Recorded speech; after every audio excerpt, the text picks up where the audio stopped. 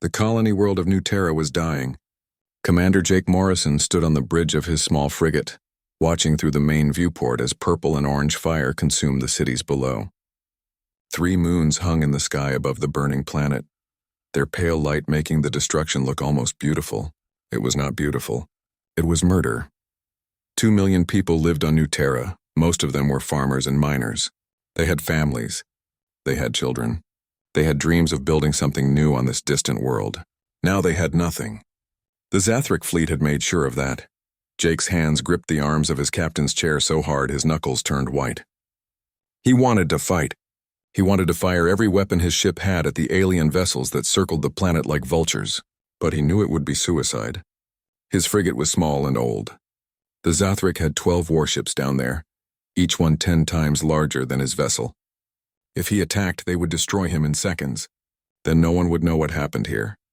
"Sir, we need to do something," Lieutenant Maya Collins said from her station. Her voice shook with anger and grief. She had family on New Terra. Had family. Past tense. Jake knew she was thinking about them now, wondering if they had suffered, hoping they had died quickly. "We are doing something," Jake said quietly. "We are recording everything. Every ship signature, every weapon they use, every formation they fly, all of it is going into our computers." Lieutenant Ben Carter turned from his communications console. His young face was wet with tears, but his voice was steady. "Sir, I am picking up signals from the surface. Some of the underground shelters are still intact. There are survivors down there." Jake felt his heart clench. Survivors. People who had hidden deep in the rock when the bombing started. People who were trapped now, watching their world burn, knowing no help would come. "Mark every shelter location," Jake ordered. "Send the coordinates back to Earth with everything else we have recorded. Make the transmission tight beam and encrypted. Maximum security. The Zathric cannot know we are here." "What are we telling Earth?" Maya asked. "What message do we send?" Jake thought about that. What could he say? What words could possibly describe what he was seeing? The Zathric had come to New Terra without warning. They had not tried to talk. They had not asked the colonists to leave. They had simply started dropping bombs. Plasma bombs that turned rock into liquid, fusion bombs that created small suns on the surface, kinetic weapons that hit with the force of meteors. The attack had lasted 4 hours. In 4 hours, they had killed a world. "Tell Earth that humanity has been attacked by the Zathric Empire," Jake said. "Tell them 2 million civilians are dead. Tell them the Zathric fleet is still here, making sure nothing survives. And tell them we are recording everything so we can find these ships again." Ben's fingers moved across his console, encoding the message. "Sending now, sir. It will reach Earth in 3 weeks, 3 weeks." Jake closed his eyes.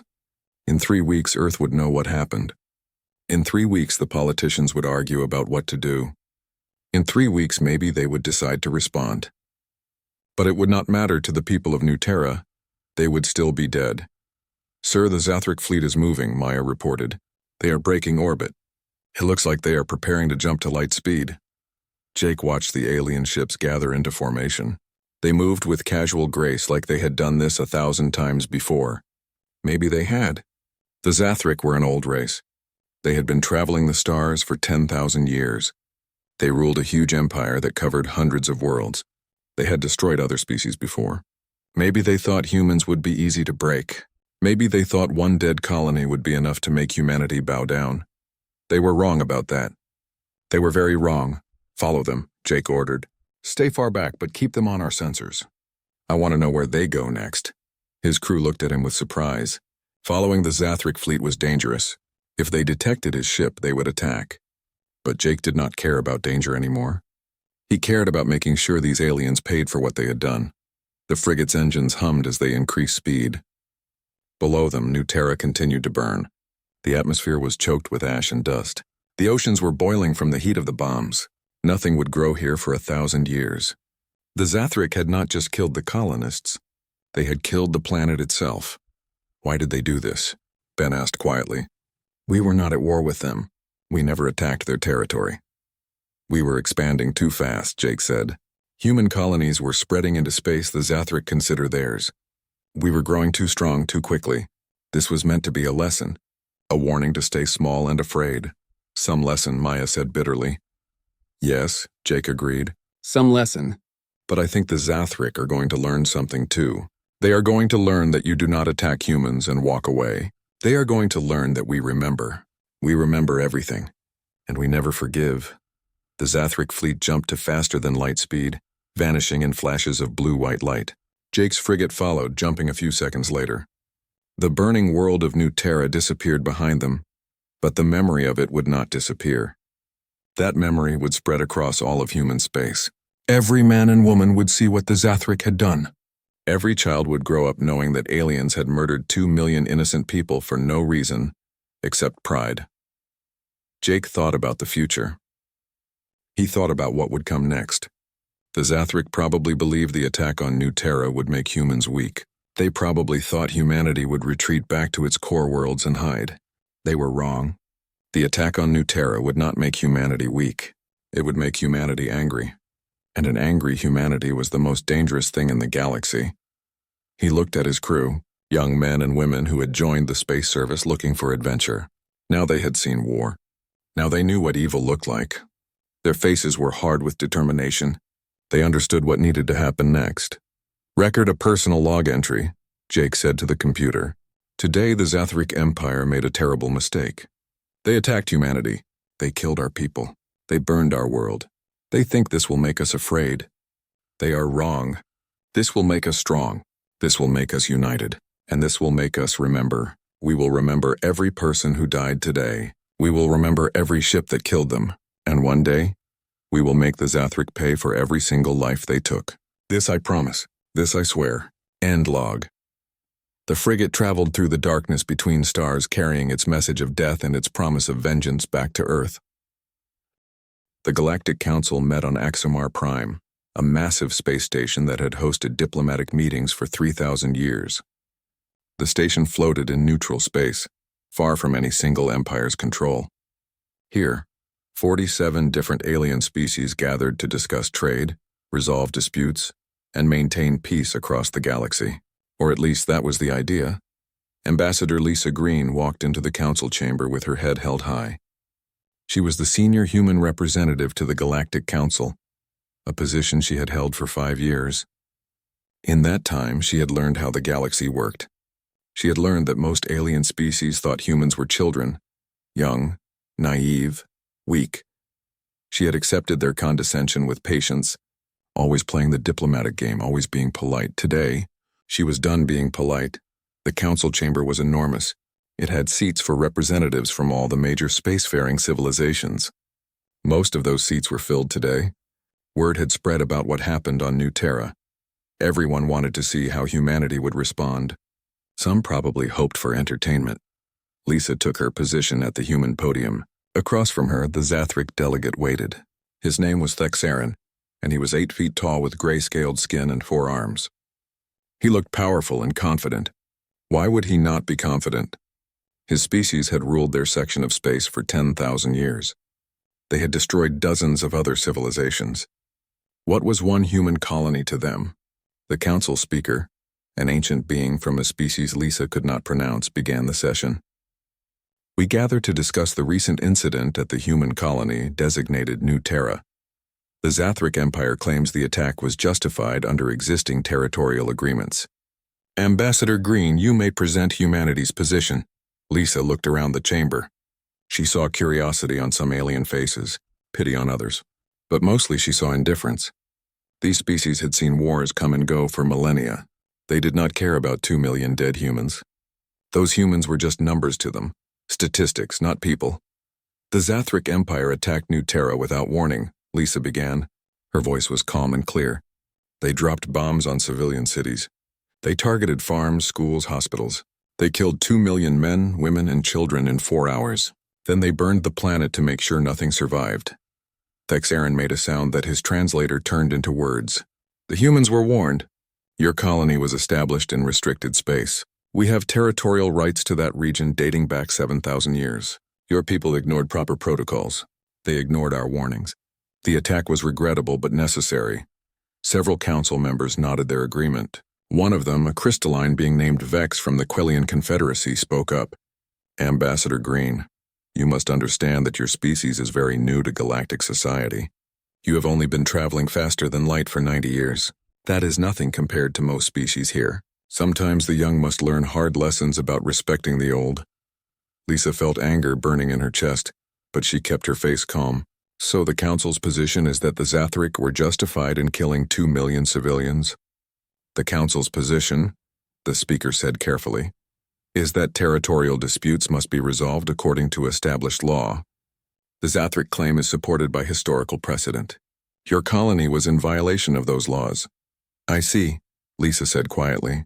She pulled out a data pad and made some notes. The chamber waited. Some delegates shifted uncomfortably.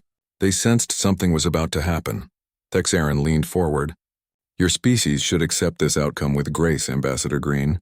Many young civilizations have suffered similar setbacks. It is part of learning your place in the galactic order. The Zathric Empire bears no ill will toward humanity in general. We simply needed to enforce our territorial claims. If your people withdraw from disputed regions, there will be no further conflict. No further conflict, Lisa repeated. She looked up from her data pad. Tell me, Thexaren, do the Zathric have any colonies near human space? Any mining operations? Any military bases? The Zathric delegate looked confused by the question. We have 17 colonies within 200 light-years of your core worlds. Why does this matter? Just gathering information, Lisa said. She made more notes. Then she looked directly at the council speaker. I want to make sure I understand the situation correctly. The council is saying that the attack on New Terra will have no consequences. The Zathric will face no punishment. Humanity is expected to simply accept that 2 million of our people were murdered and move on. Is that accurate? The speaker hesitated. Something in Lisa's tone made him nervous. The council recognizes that this is difficult for your species. However, galactic law must be applied equally to all. The Zathric acted within their legal rights. Within their legal rights, Lisa said. She closed her data pad and put it away. Then she smiled. It was not a happy smile. It was the kind of smile a predator makes before it attacks. Then let me be absolutely clear about humanity's response, Lisa said. Her voice was still calm, but now it carried an edge like broken glass. As of this moment, a formal state of war exists between the United Earth Federation and the Zathric Ascendancy. We will not be seeking council mediation. We will not be accepting council limitations on our military response. We will not be following galactic law, and we will not stop until the Zathric pay for every single life they took from us. The chamber erupted in shocked voices. Dozens of aliens began talking at once. Some sounded surprised, some sounded angry, some sounded afraid. Thexaren's translator actually produced something that sounded like laughter. You declare war on us? You have 600 ships, human. We have 20,000. Your entire fleet could not defeat one of our battle groups. This war will last exactly as long as it takes our fleets to reach your core worlds and burn them like we burned New Terra. Lisa looked at him with eyes that had gone cold. You should have made sure you killed all of us when you had the chance. Humans have a saying. If you come for the king, you best not miss. You missed Thexaren. You left survivors. You left witnesses. You left 2 million reasons for humanity to hate your species. And now you are going to learn what humans do to their enemies. Threats from a child species, Thexaren said dismissively. Your people will beg for mercy within a year. No, Lisa said quietly. We will not beg. We will fight. And we will win. Not today. Maybe not this year. But eventually we will win. Because you made one critical mistake. You think this war is about territory. You think it is about resources or pride or dominance. You are wrong. For humanity, this war is about justice. And humans will cross the entire galaxy to get justice. We will hunt you to the last star if that is what it takes. She gathered her papers and turned to leave. The council speaker called out to her. Ambassador Green, you cannot simply leave this session. We have not reached a resolution.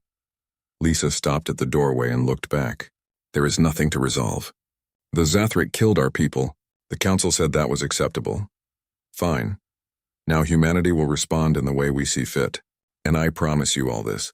Every species in this chamber will remember what happens next. You will remember what humanity does to civilizations that attack us. And you will never ever make the mistake of thinking we are children again. She walked out. The chamber behind her dissolved into chaos. Delegates shouted questions and accusations. The Zathric delegation demanded the council condemn humanity's declaration. But Lisa was already gone, heading back to her ship, sending urgent messages to Earth. The war had begun. The Galactic Council would spend years trying to stop it. They would fail. They would fail because they did not understand humanity. They thought humans were like other species. Reasonable, practical, willing to compromise. They were wrong. When you killed 2 million humans, you did not get compromise. You got war, Totava, or that would not end until one side was completely destroyed. Lisa's ship left Axamar Prime, carrying her message back to Earth. The message was simple. The galaxy had chosen its side. Now humanity would show the galaxy what happened when you chose wrong. 3 years had passed since New Terra burned. 3 years since Ambassador Lisa Green declared war on the Zathric Empire. 3 years since the Galactic Council told humanity to accept its place as a young, weak species. The galaxy had learned a lot in those 3 years. Mostly, it had learned never to underestimate humans. Admiral Kyle Bennett stood on the bridge of the carrier Vengeance, studying a holographic map of enemy territory. The map showed hundreds of Zathric systems, all of them deep behind what the enemy thought were secure borders. Kyle was looking at one system in particular. It was unmarked on most charts. No colonies, no major industry, just a gas giant with some orbital facilities. The Zathric probably thought it was unimportant. They were wrong. "Commander Blake, what are we looking at?" Kyle asked his tactical officer. Commander Sarah Blake manipulated the hologram, zooming in on the orbital structures. "It is a supply depot, sir. Long-range scans show 43 freighters docked there, along with 6 escort ships. The freighters are carrying fuel, ammunition, and spare parts for the Zathric fleet. Defenses? Minimal. The escort ships are old models, probably considered too outdated for frontline combat. There are some automated defense platforms, but nothing serious. They are not expecting an attack this far behind their lines." Kyle nodded slowly. That was the thing about the Zathric. They had a huge empire, hundreds of star systems, thousands of installations. They could not defend everything, and they did not think they needed to. For 10,000 years, war had been fought at borders. Fleets met fleets. Armies invaded planets. The front lines were clear and everyone knew where the fighting would happen. Humans did not fight that way. When the war started, the Zathric sent a massive fleet toward Earth's core worlds. Intelligence said they planned to destroy Earth, Mars, and the Jupiter colonies in one overwhelming attack. It would have worked too. Humanity did not have enough ships to stop them. Not in a direct battle, so humanity did not fight them directly. Instead, the core worlds were evacuated. Every civilian was moved to hidden colonies far from Earth. The major planets were turned into traps, automated weapons, minefields, decoys. When the Zathric fleet arrived, they found empty cities and ambushes. They won the battles, but they paid a terrible price. And when they destroyed Earth's orbital facilities, they found that it did not matter. Humanity's shipyards were scattered across 100 secret locations now. The Zathric could not find them all. Meanwhile, human ships did something the Zathric never expected. They ignored the front lines completely. Instead of defending territory, they attacked deep into enemy space. Supply convoys vanished. Mining operations were raided. Shipyards exploded. Communication relays went silent. The Zathric Empire was huge and powerful, but humans were teaching them a harsh lesson about being too big. When you controlled hundreds of worlds, you had hundreds of targets, and humans would go anywhere to hurt their enemy. "How long have we been tracking this depot?" Kyle asked. 6 months, sir," Sarah replied. "We have been following the supply routes, mapping their logistics network. This depot services the Zathric fleets operating in the Outer Rim. If we hit it, those fleets will be short on supplies for months. Then we hit it. Launch all strike wings. I want those freighters disabled, not destroyed." Sarah looked surprised. "Sir, you want prisoners?" Kyle shook his head. "Not prisoners. Witnesses. Every ship we disable will have to be towed back to Zathric space for repairs. Every survivor will have a story about how humanity reached out 500 light years behind their lines to hurt them. Fear is a weapon, Commander, maybe more important than guns. The Zathric need to understand that nowhere is safe from us." The attack began 20 minutes later. The carrier Vengeance stayed hidden behind the gas giant's largest moon while its strike wings launched. 100 small fighters and bombers accelerated toward the depot at high speed. The Zathric escorts tried to respond, but they were too old and too slow. Human pilots had trained for 3 years specifically to fight these ships. They knew every weakness. The battle was over in 40 minutes. All 43 freighters were disabled. their engines destroyed but their hulls intact. The 6 escorts were burning wrecks. Human fighters circled the depot like sharks, making sure no one tried to send a distress signal. Not yet. Not until the vengeance was long gone. Kyle watched the battle through drone cameras. It was clean, efficient, brutal, just like the Zathric attack on New Terra. He wondered if any of the Zathric survivors understood that. Did they realize this was justice? Did they understand why humanity was doing this? Probably not. Most species did not think the way humans did. Most species fought wars over territory or resources. They fought until one side gained an advantage, then they negotiated. Wars had rules. Wars had limits. Humans did not care about rules. Not in this war. The Zathric had killed 2 million civilians. They had burned a world. They had laughed at humanity's threats. So humanity was teaching them a new kind of war. A war with no front lines. A war with no safe zones. A war that would not end until the Zathric begged for mercy. "Sir, strike wings are returning," Sarah reported. "All craft accounted for. 0 casualties. Good, prepare for jump. Get us out of here." The Vengeance's engines powered up. Space rippled as the massive ship prepared to jump to faster than light speed. Behind them, the crippled depot began sending distress signals. Those signals would reach Zathric Command in a few hours. Then they would send ships to rescue the survivors and tow the damaged freighters home. And everyone who saw those ships would ask the same question. How did humans get this far into Zathric territory? How did they know where to strike? How could they be stopped? The answers would terrify them. Humans got there by being patient. They found targets by spending months scouting and gathering intelligence. And they could not be stopped because they were everywhere. Human ships operated in small groups all across Zathric space. They hit targets and disappeared. They never stayed to fight a big battle. They just hurt the enemy and ran away. Lieutenant Chris Parker approached Kyle as the ship jumped into the darkness between stars. Chris was the intelligence officer, responsible for finding targets and planning raids. "Sir, I have been analyzing intercepted communications," Chris said. "The Zathric are pulling back 17 fleet elements from their border conflicts with other species. They are reallocating everything to hunting our raider groups." Kyle smiled. It was not a nice smile. "Excellent. Every ship they dedicate to chasing us is one less ship threatening our worlds. And every day they spend looking for us is another day we are building more carriers, training more pilots, developing better weapons." "The war is going well, then?" Chris asked. "The war is going exactly as planned," Kyle said. "The Zathric started this fight thinking they were the apex predators of the galaxy. They thought humans would be easy prey. Now they are learning the truth. They are learning what it means to be hunted." He looked out at the stars streaming past the viewport. Somewhere out there, other human ships were hitting other targets, supply bases, communication stations, mining colonies. Every attack made the Zathric weaker. Every attack spread fear through their empire. And every attack reminded them that humanity had not forgotten New Terra. "How long do you think it will take?" Chris asked quietly. "Before they break?" Kyle considered the question. The Zathric were proud.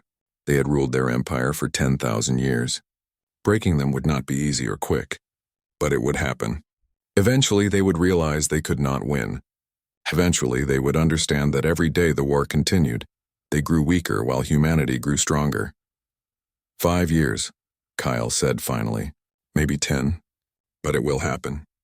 The Zathric made a critical mistake when they attacked New Terra. They united humanity. Before the attack we were just explorers and colonists. We had some military ships, but we were not really a warrior culture. Now we are. Now every human child grows up learning about New Terra.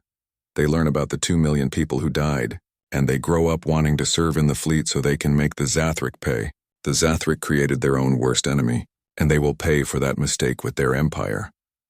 The Vengeance traveled through the darkness, hunting for its next target, carrying the war deeper into enemy territory with each jump. 5 years after New Terra burned, the galaxy watched something impossible happen.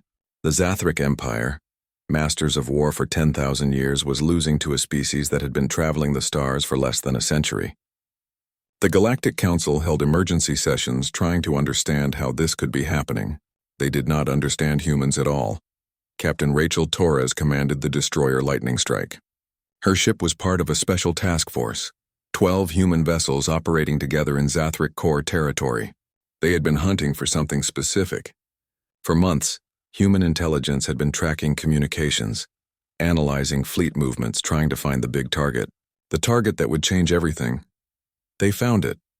Confirm the sensor readings, Rachel said to her executive officer, Lieutenant Danny Hayes. Danny checked his displays twice before responding. Confirmed, Captain. 300 Zathric capital ships, battleships, carriers, cruisers. This is one of their main battle fleets. They are gathering near the Kexator shipyards. Rachel felt her heart beat faster. 300 ships. The Zathric were assembling a massive force. Intelligence said they were planning a final attack on humanity's core colonies. One overwhelming assault that would break humanity's back and end the war. The Zathric were desperate now. 5 years of raiding had destroyed much of their economy. Their colonies were in revolt because the military could not protect them. Their allies were abandoning them. This fleet was meant to be their salvation. One big victory to restore their power and prestige. Humanity had other plans. Send the signal to the rest of the task force, Rachel ordered. Execute the trap. For 3 months, human ships had been seeding this system with weapons. Mines that looked like rocks. Automated weapons platforms disguised as debris. Sensor networks hidden in the asteroids. Everything was linked by quantum communication to human command ships hiding in the outer system. The Zathric had no idea they were flying into a kill zone. The Zathric fleet began moving toward the jump point that would take them to human space. They moved in a standard formation, confident and powerful. Why would they not be confident? 300 ships. Even after 5 years of losses, they still outnumbered humanity's entire fleet. This should be an easy victory. Rachel watched them come. Her ship was hidden behind a small moon, sensors passive, engines cold, invisible, waiting. All across the system, other human ships waited in the same way. And between them and the Zathric fleet, thousands of weapons lay silent and dark. They are entering the kill zone now, Danny reported. All ships report ready? Rachel asked. All ships ready. The trap is set. Rachel took a deep breath. This was it. The moment that would decide the war. If this attack failed, if the Zathric fleet survived, they would reach human colonies and take their revenge.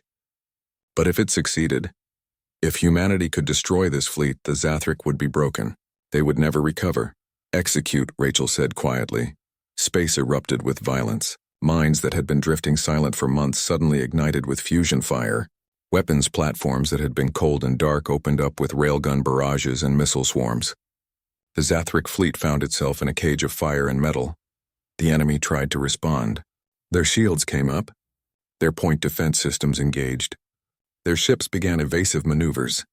But they were caught in a trap that had been designed specifically for them. Every mine was positioned to hit them from the worst possible angle. Every weapons platform had targeting data that was 3 months old, detailing every weakness in their formations. Then, the human ships joined the battle. From 3 different vectors, task forces jumped in.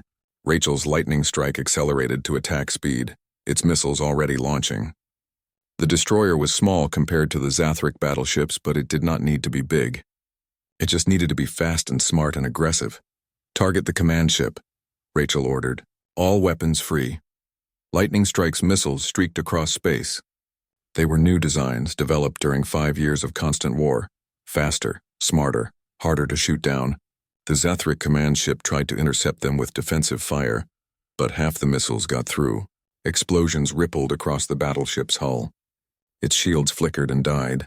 Secondary explosions followed as the missiles penetrated deep into the ship's interior. All around the system, similar battles were happening. Human ships danced around Zathric vessels, using their superior speed and maneuverability to strike and retreat. The Zathric had bigger ships with more guns, but size meant nothing if you could not hit your target. Human pilots had trained for 5 years against Zathric tactics. They knew how these ships moved. They knew how these captains thought. They had the advantage. The battle lasted 18 hours.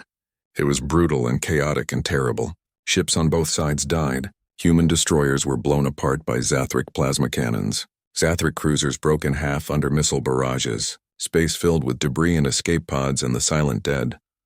When it ended, the Zathric fleet was destroyed. 212 ships were gone. The rest were crippled and drifting. The human task force had lost 37 ships. It was a costly victory, but it was victory. Rachel sat in her captain's chair, exhausted, watching the aftermath on her screens. Around her, the bridge crew worked quietly, checking for damage, accounting for casualties, beginning repairs. They looked tired, they looked sad, but they also looked satisfied. They had won. After 5 years of raids and ambushes and running away, they had stood and fought and won. "Communications, open a channel to Admiral Chen," Rachel ordered. "All frequencies. I want the entire galaxy to hear this." Admiral Rachel Chen was the overall commander of Earth's military forces. She coordinated all human operations across dozens of star systems. She was the strategic mind behind humanity's war effort, and now she was about to send a message that would echo across the galaxy. The communication came through on the ship's main screen. Admiral Chen looked tired but determined. Behind her, Rachel could see the bridge of the command carrier, busy with activity. "This is Admiral Rachel Chen of the United Earth Defense Force," the Admiral began. Her voice was clear and strong. "Today, humanity has won a decisive victory against the Zathric Empire. We destroyed their primary attack fleet. 200 ships that were meant to attack our colonies are now debris floating in space. But this message is not about gloating. This message is about offering terms." Rachel listened, knowing every species in the galaxy was listening too. Every government, every military, everyone who had doubted humanity was paying attention now. 5 years ago, the Zathric attacked our colony on New Terra. Admiral Chen continued. "They killed 2 million civilians to teach us our place. They wanted us to be afraid. Instead, they created something the galaxy has not seen in a long time. They created a species with nothing to lose and everything to fight for. For 5 years, we have torn apart their supply lines, destroyed their shipyards, and killed their warriors. We have proven we can reach anywhere in their empire. We have proven we can hurt them whenever we want. And we have proven we can beat them in battle." The Admiral paused, letting her words sink in. "So here are our terms. Complete withdrawal from all territory within 200 light-years of human space. Full reparations for New Terra. A non-aggression pact lasting 1,000 years. And a formal apology for the attack. You have 30 days to respond. If you refuse, we will not just defeat you. We will make sure your empire never recovers. We will hunt you to every corner of space you control. We will turn your colonies into ruins. We will make your species a warning to every other civilization in the galaxy. The choice is yours. Choose wisely." The transmission ended. Rachel leaned back in her chair. 30 days. In 30 days, the Zathric would have to decide. Accept defeat or face total destruction. It was not really a choice at all. "What do you think they will do?" Danny asked. Rachel looked out at the wreckage of the Zathric fleet floating in space. "They will accept. They have no choice now. We broke their main fleet. We have proven we can beat them. And every day this war continues, they grow weaker while we grow stronger. They will accept because the alternative is extinction." She was right. The Zathric would accept, and the galaxy would learn a valuable lesson. Never attack humanity, because humans do not just fight back. They fight forever. The Zathric High Command met in their fortress on their homeworld of Zath Prime. The fortress had stood for 8,000 years, a symbol of Zathric power and permanence. The walls were thick stone, carved with the history of their conquests. Every species the Zathric had defeated was recorded there. Hundreds of civilizations, all crushed beneath Zathric military might. The fortress had never known fear or doubt, until now. War leader Kexathan stood before the assembled commanders and spoke with forced confidence. "The humans offer us terms. They claim they will hunt us to our last star if we refuse. This is clearly an empty threat from a desperate species. Yes, they won a battle. Yes, they have damaged our infrastructure. But we are still stronger. We still have thousands of ships. We can rebuild. We can adapt. We will crush them." The chamber was silent. Usually the commanders would agree loudly with their war leader. They would pound their fists and roar their approval. Today no one made a sound. They had all seen the reports. They knew what had really happened over the last 5 years. Intelligence Master Veakor stepped forward. His scales were gray with age, but his mind was sharp. He had studied humanity since the war began. He understood them better than anyone in the Zathric Empire, and what he understood terrified him. "War leader, I must speak," Veakor said. "The human threat is not empty. We need to accept their terms." Kexathan turned on him with anger. "Accept terms from a species we could have destroyed 6 years ago? Never. We are Zathric. We do not surrender to inferior races. We are dying, Beakor said flatly. The words hung in the air like poison. Our economy is collapsing. Human raiders have destroyed 70% of our shipyard capacity. Our mining operations are at 15% efficiency because workers are afraid to go to the outer colonies. 17 of our member species have declared independence because we cannot protect them. Our fleet is scattered across hundreds of systems trying to hunt human raiders and failing. And human ships are now operating within 12 light-years of this very world. The commanders shifted uncomfortably. That last fact frightened them most. Human ships near Zath Prime, the homeworld, the heart of their empire. If humans could reach here, nowhere was safe. We still have superior numbers, Kexathan insisted. Numbers mean nothing if we cannot bring them to battle, Beakor replied. That is what humans have taught us. They do not fight the way other species fight. They do not meet us in honorable combat. They hit our supply lines. They destroy our infrastructure. They target our weaknesses. And when we chase them, they disappear. For 5 years, we have been trying to force them into a decisive battle. The only decisive battle we got, we lost. 200 ships destroyed in one day. Another commander spoke up. Her name was Thexaria, and she commanded the home defense fleet. Even if we wanted to accept human terms, doing so would show weakness. Every species in the galaxy would see that the mighty Zathric bowed to a young race. Our empire would fall apart. Our empire is already falling apart, Beakor said.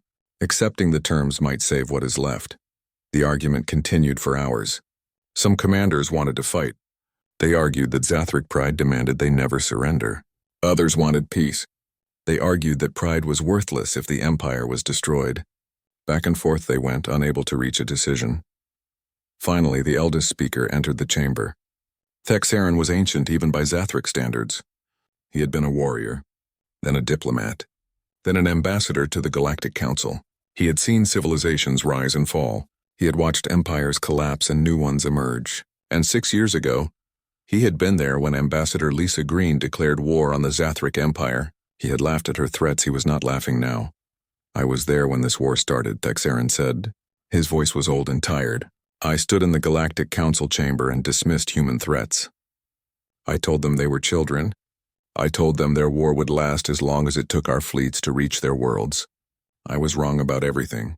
The commanders listened. When the eldest speaker talked, everyone listened. I did not understand humans then, Thexaran continued. I thought they were like other species. I thought they would fight for a while, suffer some losses, then negotiate. I thought wrong. Humans do not think like we do. When we attacked New Terra, we thought we were teaching them a lesson. What we actually did was give them a reason to hate us forever. And humans never forget, never. What are you saying? Kexathan demanded. I am saying we need to accept their terms. All of them, immediately. That is surrender. Yes, Thexaran agreed. It is surrender. But it is also survival. If we refuse, humans will destroy us. Not today. Not this year. But eventually, they will keep coming. They will never stop.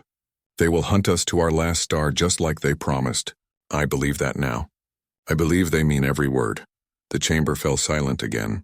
No one wanted to admit defeat. But everyone knew Thexaran was right. We need to vote, Thexaria said quietly. All in favor of accepting human terms? Slowly, hands rose. One by one, the commanders accepted reality. They could not win this war. The best they could hope for was to end it before humanity destroyed everything they had built over 10,000 years. The vote was unanimous. Captain Danny. Foster waited at the edge of the Zath Prime system in his ship Retribution. His orders were clear. If the Zathric refused humanity's terms, he would begin attacking their orbital infrastructure. Behind him, 3 full carrier groups waited in nearby systems, ready to join the assault. If the Zathric said no, the human fleet would reduce their homeworld to the Stone Age. Danny hoped they would say yes. He was tired of war.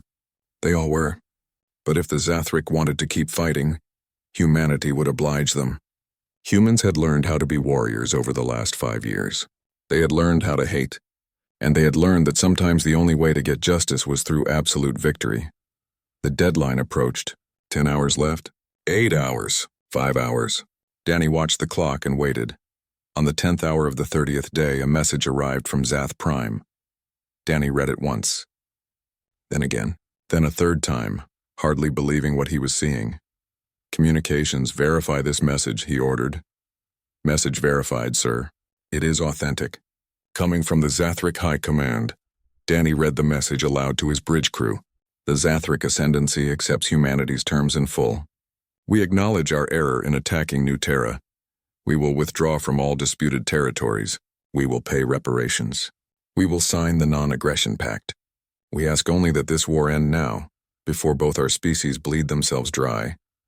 The bridge crew sat in stunned silence. After 5 years of war, after all the death and destruction, it was over. The Zathric had surrendered. Danny forwarded the message up the chain of command. 20 minutes later, Admiral Rachel Chen's response came through. Stand down.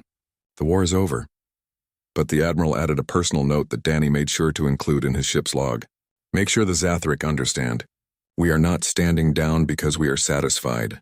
We are standing down because they learned their lesson. But if they ever threaten humanity again, there will be no warnings next time. No terms, no mercy. Next time, we will finish what we started. We will hunt them to their last star, and then we will hunt the stars themselves. Danny sent the message to Zath Prime. He imagined the Zathric commanders reading it. He imagined their fear. Good. Let them be afraid. Let them remember for the next 1,000 years what happened when they attacked humanity. The message was received and archived in the Zathric's highest security vaults. A single note was attached to it, written by Thexaren himself. Never forget what happens when you attack humanity. They do not just fight back, they fight forever. This must be taught to every Zathric child for all time. We must never make this mistake again. Across the galaxy, other species watched the impossible conclusion of the human-Zathric war. The mighty Zathric, rulers of space for 10,000 years, had been brought to their knees by a species barely a century old. The Galactic Council met in emergency session, trying to understand how this had happened. They finally understood what Ambassador Lisa Green had tried to tell them 6 years ago. Humanity was not like other species. Humans did not follow the normal rules of war. They did not accept defeat. They did not compromise. They did not forget. When you attacked humans, you did not start a normal war. You started something that would not end until one side was completely destroyed. The Council issued new guidelines. No species should attack humanity without Council approval. No species should threaten human colonies. No species should underestimate what humans could do when motivated by justice and revenge. But the real lesson spread quietly through diplomatic channels and military briefings across the galaxy. It was simple and clear and absolute. Do not attack humanity, because if you do, they will hunt you to the last star, and they will never ever stop. The war was over. Humanity had won, and the galaxy would remember.